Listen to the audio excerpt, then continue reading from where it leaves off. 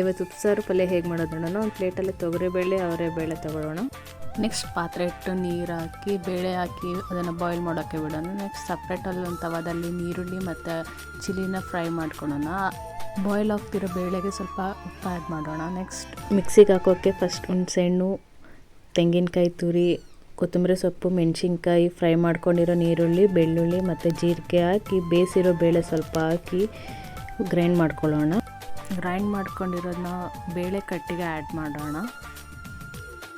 Next ತವ ಇಟ್ಟು ಅದಕ್ಕೆ ಸ್ವಲ್ಪ ಕುಕ್ಕಿಂಗ್ ಆಯಿಲ್ ಹಾಕಿ ಸಾಸಿವೆ ಹಾಕಿ ಮೆಣಸಿನ್ಕಾಯಿ ಮತ್ತು ಕರಿಬೇವು ಹಾಕಿ ಫ್ರೈ ಮಾಡ್ಕೊಳ್ಳೋಣ. ಸ್ವಲ್ಪ ಆನಿಯನ್ ಮಿಕ್ಸ್ ಮಾಡಿಕೊಂಡ್ರೆ ಒಗ್ಗರಣೆ ಆಗುತ್ತೆ. ಅದನ್ನು ಸ್ವಲ್ಪ ಸಾಂಬಾರಿಗೆ ಹಾಕಿ ಬೇಳೆನ ಮಿಕ್ಸ್ ಮಾಡ್ಕೊಳ್ಳೋಣ.